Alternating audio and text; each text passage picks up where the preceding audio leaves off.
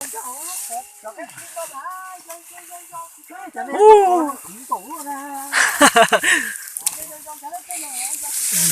cháu tộc con mùi mua cơ là mua đại nó hạt tép cò xưa tên nó tên hạt tép cò ui giời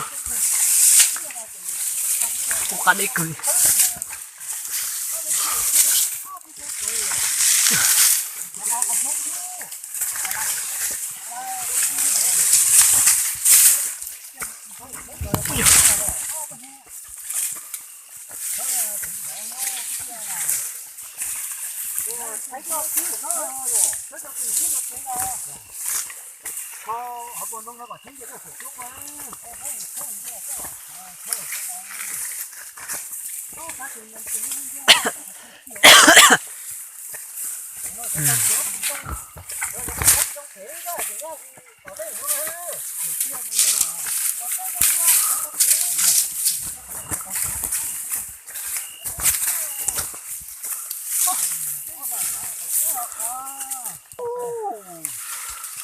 Ô,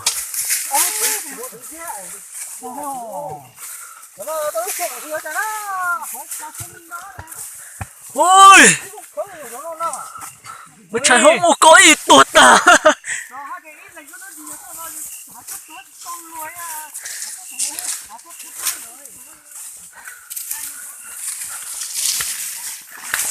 Ôi, ôi.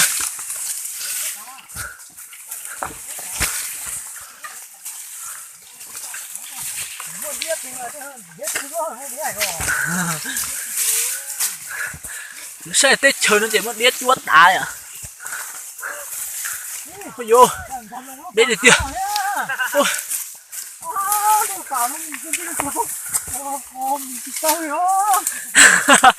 Nó xả tiền thế muốn ra muốn lòng hết sức. Ôi giời. Ôi. Phá lò phá. Còn mà dùng thịt tiền.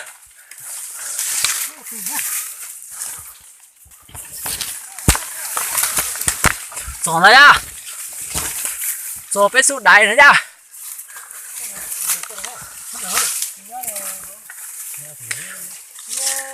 Đấy. Con này đó. Đúng rồi.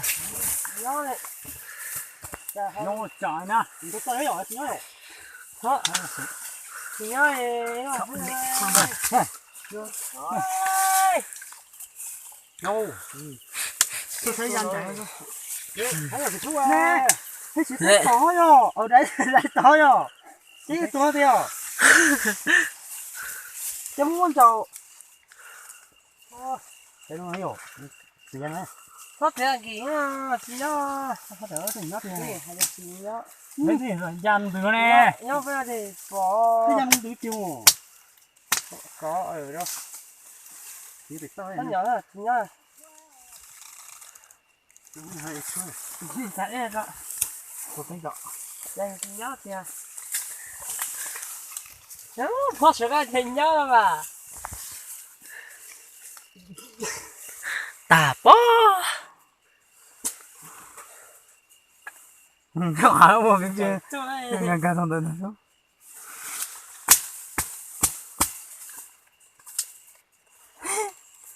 vũ trở trò thế chị nó chó là sáng đầu giờ lúc đầu cái lại gì thế lại gì thôi chị nhóc tiền lưỡi chị nhóc tiền á lúc cái là làm mất đấy dây thì sao nữa đâu đã luôn nói không tự tài á nước tôi sống ngon Ôi vô. ôi thì tiếc rồi cái lâu đâu rồi hai nhóc thì đâu đó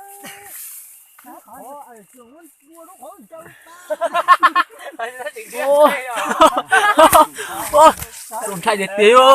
sao bỏ đi tụt tụt này tại ra chúng em vô đưa hờ người ta chỉnh nó to con chỉnh chữ không to thú con ấy mình post số có chơi cái gì vậy em mua chi nhở cháu mua cái bản sao có trồng chay rồi Mẹ cháu trồng chừng nhá. nó chỉnh thôi không để lậu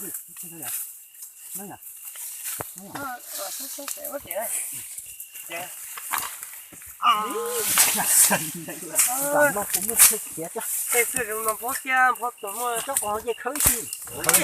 Khơi kia quá gì. Nhỏ nhỏ thì khơi nó hết nhỏ ở chỗ những cái nhóc nó cũng xía đó. cái bố con chữ đấy cơ mà nào Cái thật quê, phải nha. cũng là vô Thế ồ thật tí rồi. cũng là vô Nó cũng là nó nghĩ ơi, sẽ nó nhớ sẽ tính chơi chốt chữ nó chơi.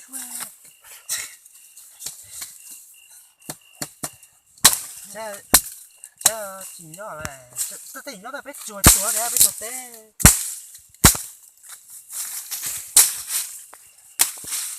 cũng ba tụi tuổi hậu vâng mất thâu chốt thì đúng hết một tuổi hậu À, tôi cũng là có được hết phải. mới hoàn toàn tông này mới còn tọt cò có Muốn đẩy hết. thu chỉ tọt cò có chơi cò ba cái họ thử hết học ba mà mất rồi tọt cả có quan à Ồ, sao ít chia cắt chơi gì? Ăn chơi rồi lúc khỏi ra đi. Ăn chơi mà tới của nó chia ra mày. nó có ăn chơi thì gấu nó chia mà thật Thật đó. Nào mà chơi này chú này đấy. Cái gì ăn chơi tới có tính ô tô mua pa. nó bò À chúng ô gì khủng. Cái kia nó tiêu. Ô cái này pa ấy này sao lại tính cho tổng ra cho sai hết tiêu. Dù lại tuần đó Thế à, chỉnh nói tụi nó bé xí à cho sao đó. Ê tụi nó nó bé. Cái chính nhá, nó lên. À chính cho thủy ấy xuống là hai mươi lấy. Ê cái chính nhá đồn tay ra thì cái gì là. Nó tay hát tới tua. Ai chịu cái đó. Nó hay nó tôi ho chua không phải thường ra biết quá à. Khu đó gì biết. Chưa bỏ tao chết rồi. Thả thì ăn chi. Ôi do. Chừng này cơ nhỉ, muốn ăn chết tôi con. Có là chi cả chi Ôi con tao mà cái tay cho khơi nhỏ thôi khơi để vậy nó gọi gì đó là đây mà điều lý gì tôi cho chú đi bộ một tí mà lâu chặt hối chút từ luôn rồi cái là cắp chính chân chứ mà ai rồi nếu chỉ chỉnh thôi nó hát chốt thằng gà rồi thì chú nhỏ đi thỉnh chốt thì cũng mua đó thủ tôi xây luôn chứ giờ chỉ ra từ mùa này là ra đấy ra từ con từ hết chúa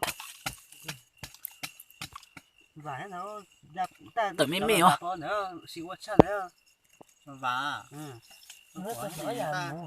nhưng mà cho cái này ra nhưng mà chùm mua nó tháp khỏi ra từ đây từ con này họ từ nữa nữa ít tí từ ra nữa này ý rồi gửi ra ít ô nó lộn ta ui giờ còn đồ tự xây luôn ý ồ ta này chỉ nhọ tôi tơ họ cái gì đó mà chơi thì chơi cái tôi phải tôi có là cái gì kia ra rồi chuyện mà sao你啥到都没切，nói cho sơ thì chơi mà tới niệm mà ta liếu lại vậy à, ấy tao sinh qua lốc cốc phụ ngồi à, thì cho quá gì phụ à, ta nó có gì khó cá bự tiền này đúng không? chỉ cho thở khẩu nha, nhìn nó giàu nó thế nó thở khẩu quá, chỉ bỏ tới, thằng nó ta, lấy con là cũng lấy nhé, chỉ tới cái cắm, phải cho thắt chi nữa rồi.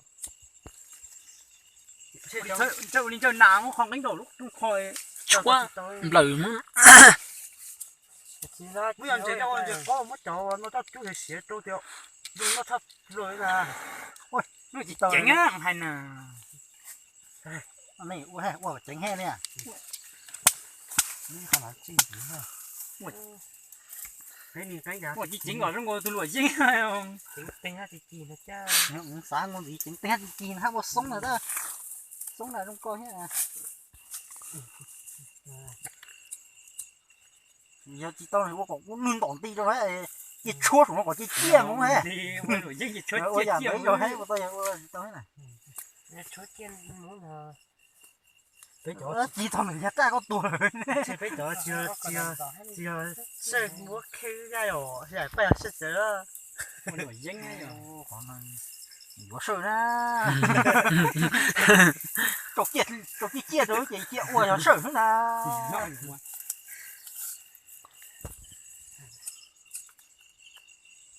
sẽ họ có plan nó chụp là sửa là sửa theo không nó nó tăng tiền nên cũng chưa to chỉ bỏ quá gì các chị rồi lưỡi chọn món tôi lưỡi cá tôi cá bên nhiều đấy đó khi lưỡi chúa tao khi lưỡi mày bao nó khi bị chiêm má hả tôi phải ra gì tôi chỉ chỉnh thì ho chỉ chỉnh này chúa nó liếp lung ngầu na không trái làm gì na ra lò ta chỉ chỉnh che xuống rồi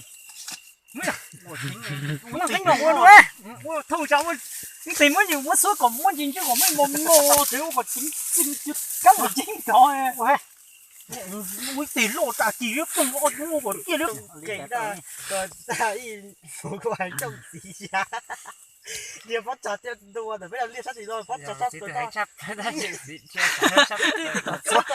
thì cái chỉ chơi liền cơ kia mấy cái đủ kia cơ chỉ chỉnh hết lọ ba chỉ từng đại hết luôn tới hết số ta qua đi sống chỉ gì nhá quá chỉnh vào có vào nó sống á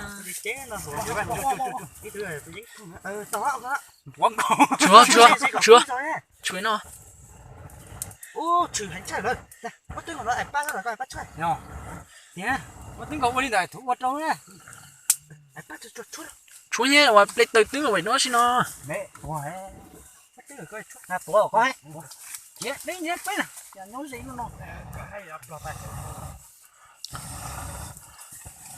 bắt chỉ tới cái thiệt cho yêu đó mày thứ tao mất tiền rồi ủa chụp sinh là chỉ chưa ủa chụp quần đã ủa từ lúc kia nó chửi nó để con đấy chúa có chỉ kia rồi chúa gì tiếp luôn đó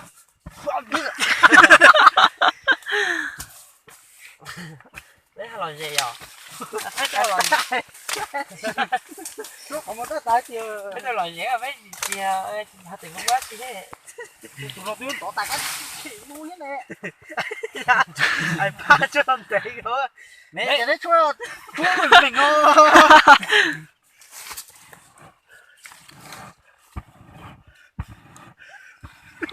chị cắt chị có gì cắt cho xe cho nó còn lọ kiểu nữa thấy mình làm quá chè lọ trong mơ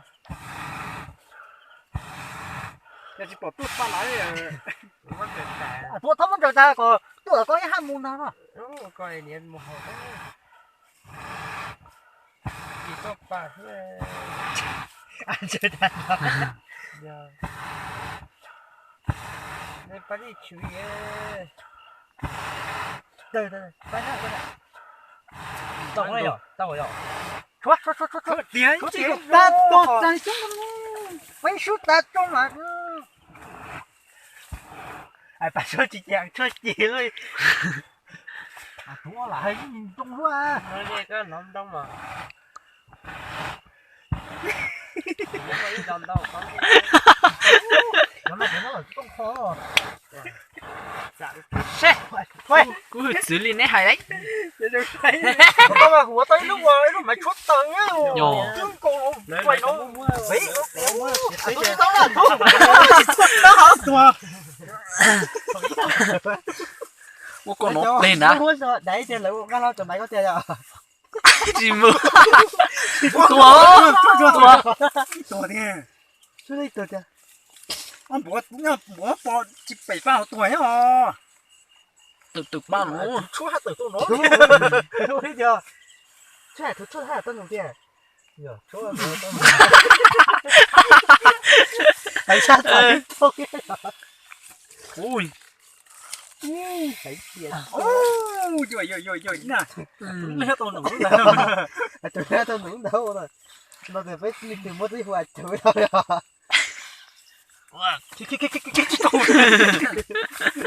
cho lóng dài còn hót đua tay chỉ cú liền ô từ lâu sắp được ô hai giờ trời ơi yo phải hai giờ tôi được rồi ôi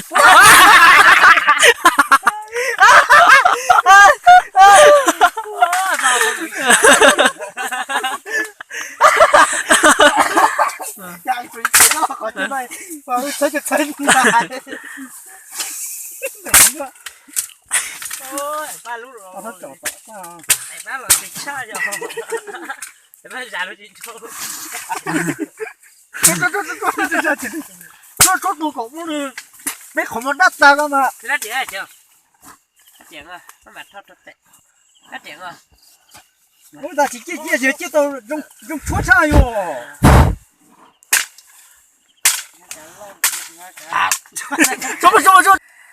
cho con chỉ chịu nè để các cô chị nó học trong ta ô tụi nó nói yo 왜 그거 욕도 안 저기 랩동요 그거 때라 그거 참 걸어냐 이제 또 나. chưa tôi mà chưa cho ba mà nha kiếm chơi kiếm chơi có trời mà lo cứ có tôi chua nó mấy bé nó không có đá tao ở đó chỉ cho nó thôi không mà mẹ lúc có lúc khỏi có mẹ chua là mình sao à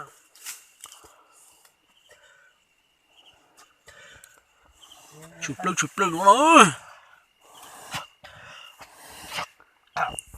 giờ chụp nó lúc to nó này lúc khó chửi ôi khó chửi tiêu cái cho ba những nó to bàn trời tụng nữa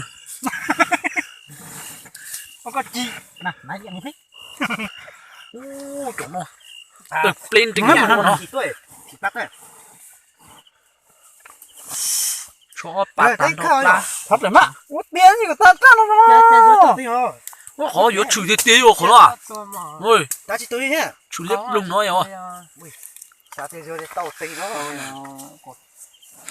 có cái thôn là cứ có bé xí ta họ cả cái nó nó chửi nhé em nét chuột như tới pan nó lòi nhá ông mà wow cũng biết là có phải không chỉ là có đấy quá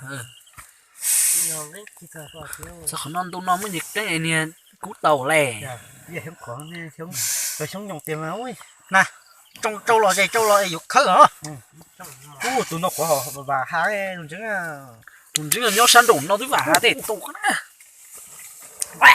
thứ vả hai nhá chứ nào qua mua từ tay chú mất từ nè chú mất từ chú phải cho chị kia tôi ra thôi đi bây giờ sẽ có chi thế này ha chú kia đã có gì đó sao kia ấy ôi ôi để nó chỉ nhau ba nữa lô bắt sư pê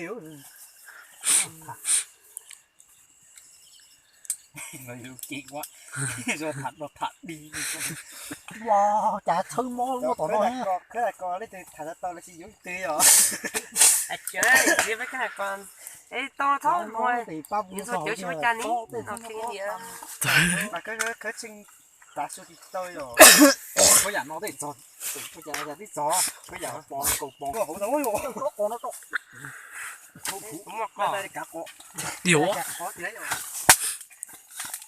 nhớ gì con á mà nhón tiếng ta chứ cứ là nó phải con nó cha mua từng cái là cò nó là từ cái cho con chứ mà nhớ cho chồng chơi sao bạn cũng xí giờ có pro trên người ta cứ người ta coi người một cái cho nhỏ từ lúc có nó là sao giờ lúc nó còn có ta thủ ý có đến lúc có chứ lúc có này cho kìa mà thì cho vào cái gì khó nó tích được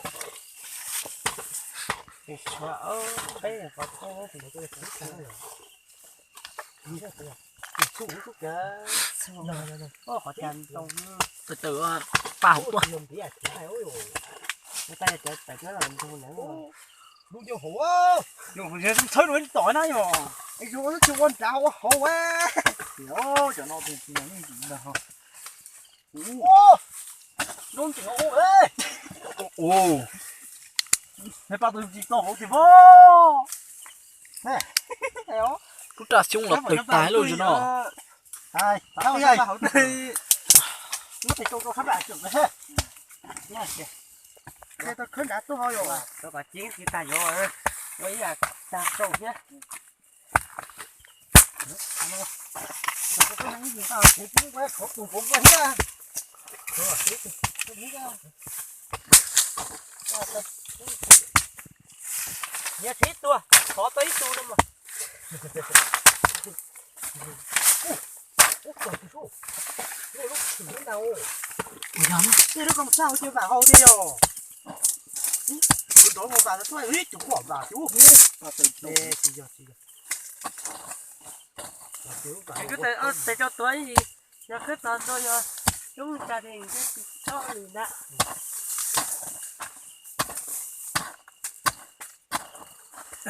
cái này tụi ta đó rồi biết thấy tụi này rồi Chị tuổi ô. tôi chỉ tuổi thì to nó chỉ tôi ô nó không nói như lũ nó rõ ấy bác sĩ lúc đó nó thuê Sao bị nó thôi. chú sắp lỗ còn mà giờ ít cứ được cái kia đây có cái Còn à. cũng nó tôi bố rồi Lúc mà ta tôi luôn à. Lấy nó con là xuống đi.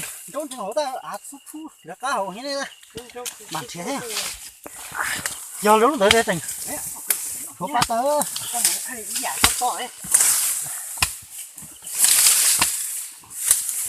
tôi chỉ nó làm đây cho chim ấy à quả chim ấy rõ hơn gì tôi bây giờ bỏ tới tôi Nó không bằng cô.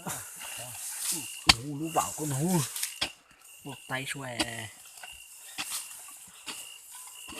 rồi giòn đã rất là phúc có luôn rồi hết tổ con này đi nó tổ nó là chừng quý ở sao Chưa được không đá bác. thế là mãi thế là cả nó to một được chưa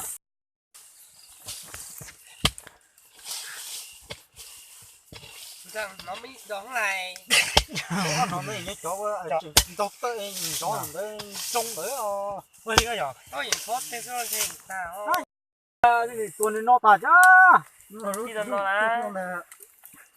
Lúc nó lẻ lũ vì tuôn à. cứ phải luôn luôn gì chắc giờ thì chờ thì gì trong tết của con này rồi hình như này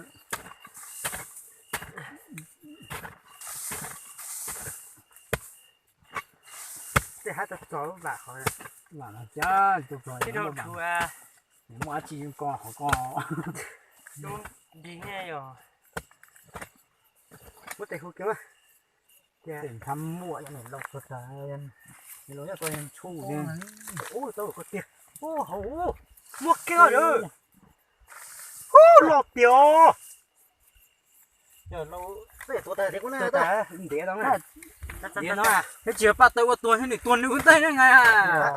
bắt tay thôi ô vào trường mới hiểu đủ bây giờ ui khơi này nó có tay cho chưa tiêu chỉ bôi này nó cho chính chính này là cái mà ô lót cha vô lọt chay yo Ô vào lô thịt tiêu. ô sẽ tới thì vào lo thì tao ngon nó đâu giả sử không ít cơn là ta chúng mà mình nhủ bồi chung bồi ra chút gì nữa thế ta giờ ót sẽ cười gì à Ôi ôi nó à tôi luôn rồi chạm quá nó chạm đây nó to luôn nha. tao chỉ đi tao ta tổng xong mà tao hết ôi giời cái mà lấy là sợi à lấy Thế tuần cái gọi tuần chia tuần lâu tuần. chết rồi. tuần dân sắp bắt đầu có là tôi có ý cái chết tay ô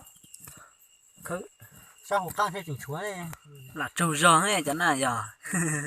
ô nó tối chiều mấy thì số phải rồi để chỉ mấy thằng nhé ta ơi rồi luôn thì ô chiều mấy ô quần đá toài rồi Ui, nhìn lô chúng tiệt tiệt.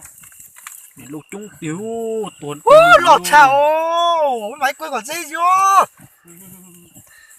Tao bọt lứt tốt chính là le. to hậu xuôi nữa nó to hồng cái mua nhiều tiền tao sai rồi chỉ nó to hồ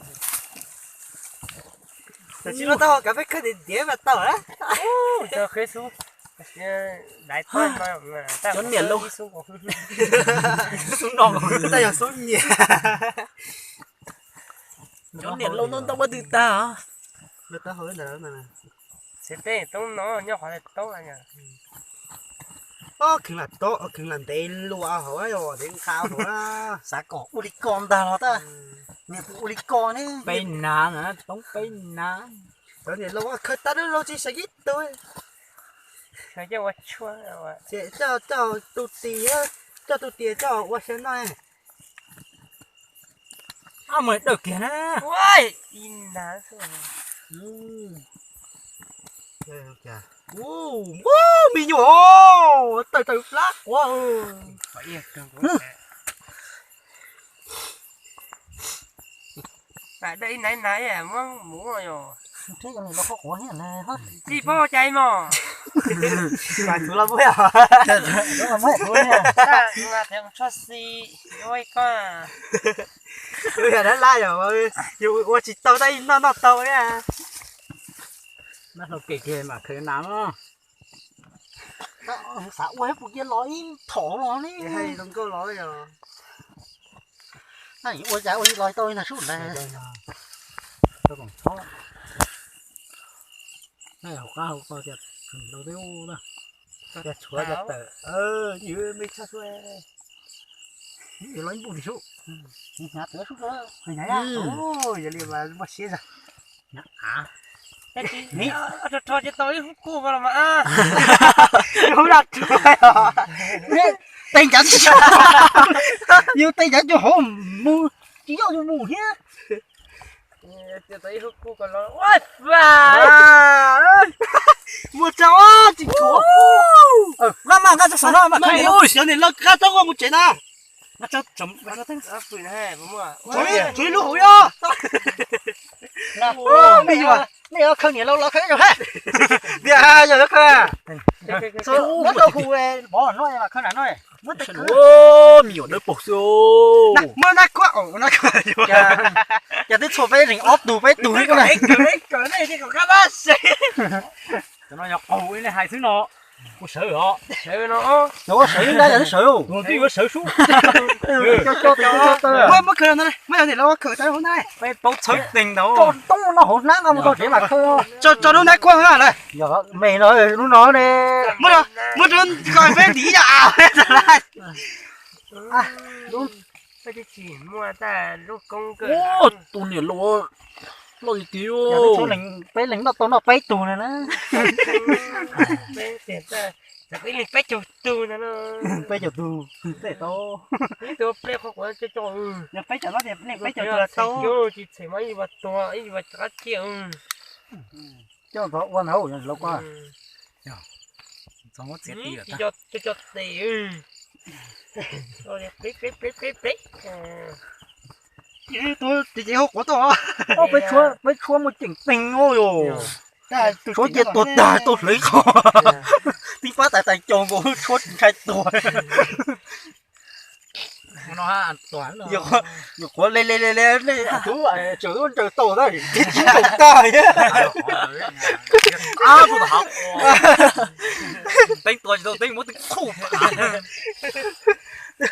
thứ con trời to cái thứ tự to cái thì nhất chỉ ngồi ta tổ tiền mà sao tiền trên đấy thì nó chú sẽ mua mà á chim lâu ta có cái tay chửi à chừng là thế là lúc câu lo mà khơi có mà cầu kiến lâu rồi nó mà khơi thì nữa rất là nó mới chẳng nó khơi nào có ta một tỉnh quậy tinh chú mày có khơi thì lâu nào có he thế đấy mình ơi quay ta mà ông muốn đổ giáp của tôi sao này đi dịp ba đi chuồn đó chuồn là thấy con nào khơi à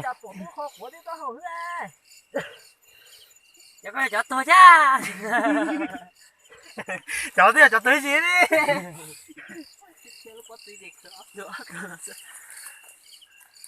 không biết cho chi là tôi thế nào nó cho trâu gió là chiều to cho nó cái cả luôn Câu chữ. Ủa tính là tôi còn tao. Chỉ là câu chữ vậy, câu ba tư. Đấy thì mấy nó nói nhá, đấy cháu mới mà. Để lo đùa. Để lo nhá. Ở trên này lo cho nó cái cho nó Dạ. Nhà lông mới thấy những cái liếng mà. những cái liếc đi na rồi nè. Ta giờ tụi đại hiết ta luôn còn cái liếng này. Những cái liếc này. Thì mấy cái là món liếc nhỉ. Mua họ. Ôi dù đu lù cho ai lo mãi khơi nó nói chừng á là không có na. kia ít lâu rồi nó mà Ta đã lo em nhỏ. Anh tệ lâu tua thì cháy á khơi. Giờ ô có lòi bếp khơi nó say. Có cái chia thiếu mà. Thì không có lần luôn. miệng lâu lo trời ơi Cháu nó còn phó biết từng cho mua biết tiền lo ho. Ôi hết lâu rồi, tôi để lâu rồi. Chị này lo chỉ tôi nào này lo à. Cái bỏ xuống thì phó cho học cuối. điều nó này lo tí số nó lo trời à Chỉ này lo việc khiang nè. Ni lông cá tàu khó. Sẽ ba cho một chuyện nhớ này thứ na. Lo thiếu. Ê anh nhớ tao chơi xong hả? Chưa? Đây là. Dù cho xong nó đây cho. Mà nhớ. Ê cái khớp kia khó nóng này thì. Rồi cái khớp nóng này. Tôi chỉ tôi tiền luôn, lại không tiêu. Chị tôi chỉ là tụi con nhớ được hai chiếc này nó đã lòi rồi. chắc khó đúng à Ô tôi chỉ có tiền hết. cái chết chỉ là Đó cái đó rồi. rồi chỗ nó cho nó tôi phi khán nó tao chìa thôi nó chỉ chúa Ôi, bây giờ thấy chia ta thiếu chúa. Cho tiền không tôi có. Cho nó ra chỉ cả chia tôi ra tao rồi là chi ấy họ chia ra tao. Đi ở phía câu chữ nó cái tôi không nó cả sợ năm à đi ở phía câu chữ nó quá trình lâu rồi là sợ là vô đây thì tông tổ họ chưa tôi. Nó là Lại tao chế nó khó tôi hết được là mình nó liền hết sao xong hết tông quá nhân tía nó tự thì nó mới biết làm luôn đấy. đi nó xưng đà lỡ bên à đi nó một trẻ Lỡ kìa. Đây ra tiền thế này.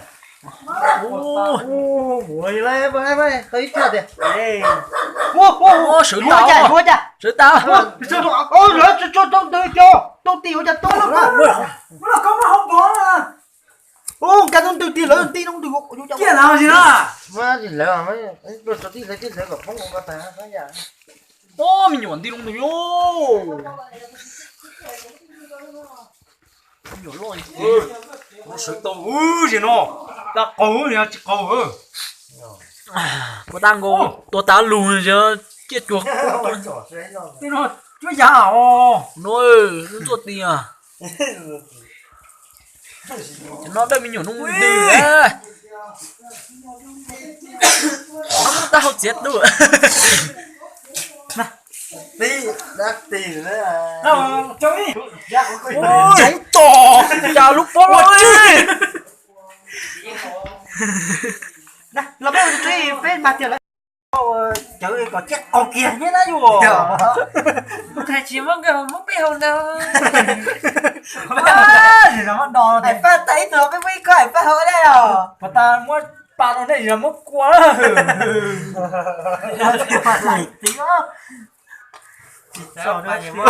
Với một rồi lấy cái chi nhỏ á, ở trường một tròn đó tôi ở trường vẫn chờ tôi. cái tiêu rồi Chính có tiền mà tiêu. bây giờ thì tụi nó lo là Nó lo cho xí xí. Nó lo nữa. Bé nhiều quá chúng ta lại cả anh biết là phải Ở trường tôi vẫn chờ tôi tại cho điều chính của tôi hả còn tông ít chỉ. Đã lượt chờ tôi. giờ lúc địa chính nhau chứ không có xuống bên địa chính nhau chứ tình player bạc tương cổ lúc Đó này, ở trường tôi vẫn chờ. Ở trường tôi vẫn chờ tôi để chính của chính nó là mua về chúng tôi chút chết chút tôi chỉ có chào đấy tôi chỉ có chỉ tự mua li tự tự nó chia ảnh thứ nữa trời lúc đấy lỗ tàu cả chưa cũng cổ của tàu luôn À tôi là tôi cứ đó con.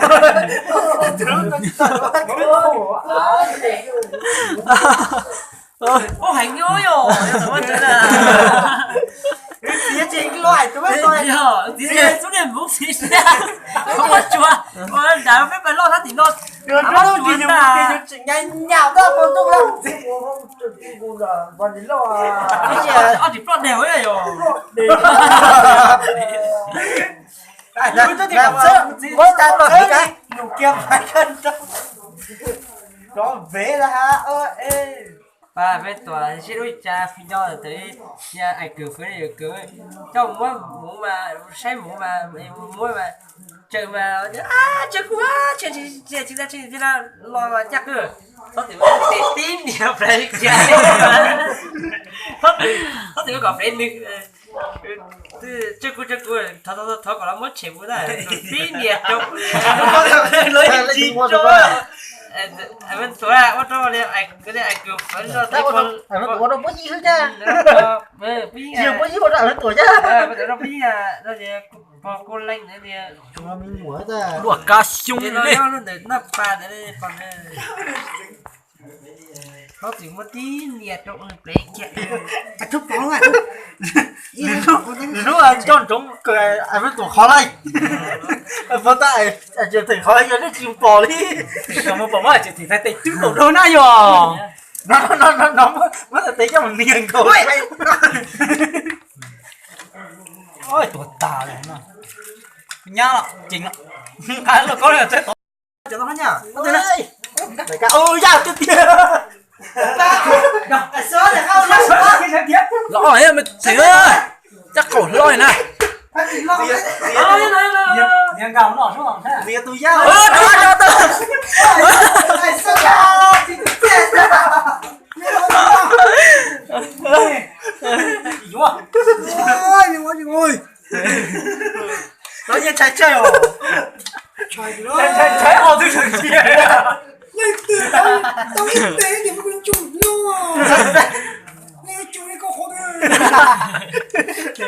đi bài chú ấy bé mà nhất thì chân chất ấy cả chết chết thức là con tới nhà rồi tao ít tế tiền mà ô nè không đủ lâu rồi nó như cháu ăn tao mà tao nói nhỉ